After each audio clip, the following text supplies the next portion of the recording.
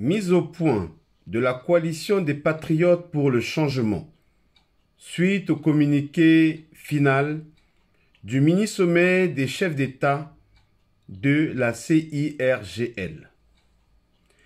La coalition des patriotes pour le changement a pris acte du communiqué final des chefs d'État lors du mini-sommet de la conférence internationale sur la région des Grands Lacs, CIRGL, sur la situation politique et sécuritaire en République centrafricaine en date du 29 janvier 2021. La coalition des patriotes pour le changement tient à faire la mise au point suivante sur les conclusions du dit communiqué concernant la situation sécuritaire, politique et le dialogue inclusif entre toutes les forces vives de la nation centrafricaine. De la situation sécuritaire.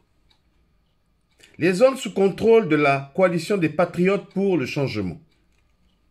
En ce qui concerne la situation sécuritaire, la coalition des patriotes pour le changement déclare qu'il n'est un secret pour personne qu'aujourd'hui les groupes armés occupent plus de 85% du territoire national et que l'objectif, à terme, est d'en contrôler les 100%, la ville de Bangui y comprise. Les forces de la coalition de la CPC ont encerclé et assiégé la capitale centrafricaine au point qu'elle soit sérieusement asphyxiée. Nonobstant cette difficile situation pour la population centrafricaine, la CPC informe l'opinion nationale et internationale qu'aucune violence, aucune privation des libertés individuelles, aucune destruction des biens publics ou privés et aucune violence n'est menée contre les populations dans les zones qui sont sous son contrôle. Bien au contraire, ce sont plutôt les forces gouvernementales, appuyées par les mercenaires russes et les forces spéciales rwandaises, qui massacrent la population, les accusant à tort d'appartenir à la CPC. Comme nous l'avions malheureusement constaté à Boda, Bouali, Umbaiki, là où les forces russes ont fait usage de drones de combat et la pose de mines antipersonnelles ou des mines anti-chars, tuant des centaines de personnes civiles. De l'allégation sur la présence de mercenaires dans les rangs des patriotes de la coalition. La coalition des patriotes pour le changement, qui est composée des 6 principaux groupes armés sur le territoire centrafricain, ont dénoncé les termes de l'accord politique pour la paix et la réconciliation en République centrafricaine, APPR-RCA, et en déclarant sa caducité. Accord de Khartoum qui avait été signé le 6 février 2019. Les anciens groupes armés se sont ainsi désolidarisés de la politique inefficace de M. Touadéra qui entraîne notre pays dans le chaos et l'éloigne de plus en plus de la paix véritable tant recherchée. Les anciens groupes armés qui hier étaient déclarés et reconnus officiellement comme partenaires et alliés du pouvoir de M. Touadéra sont considérés aujourd'hui par ce même gouvernement de terroristes, de mercenaires, d'assassins et de prédateurs. Cette diabolisation par le gouvernement est due au refus des groupes armés de continuer de se faire duper, manipuler et diviser pour les intérêts égoïstes de M. Touadéra et ses complices prédateurs. Par contre, force est de constater que c'est plutôt M. Touadéra et son gouvernement qui ont signé des contrats avec des sociétés paramilitaires pour le recrutement des mercenaires. En effet, par un jeu de passe-passe, M. Touadéra et son ancien directeur de cabinet, M. Firmin Grebada, ont fait appel aux mercenaires en profitant de l'accord exceptionnel du Conseil de sécurité de l'ONU autorisant, sous certaines conditions, la Fédération de Russie à participer à la formation des forces armées centrafricaines FACA et à leur fournir des armes. À ce niveau, une question se pose. Qui a favorisé cette initiative dont, aujourd'hui, M. Touadéra et son gouvernement se targuent et se vantent de ses relations avec la Fédération de Russie? Dans le cadre de cette coopération militaire avec le Centrafrique, la venue des instructeurs russes et la fourniture d'armes dont la quantité, la périodicité et la traçabilité devraient se faire en toute transparence et sous contrôle.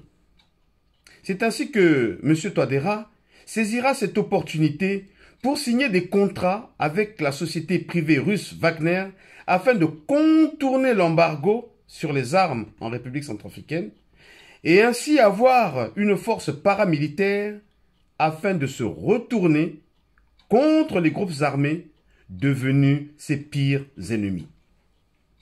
Cet acte de forfaiture de la part du président de la République et chef suprême des armées est un crime de haute trahison.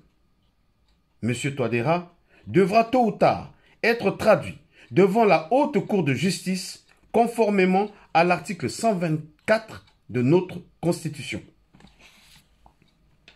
De l'approvisionnement en armes sophistiquées.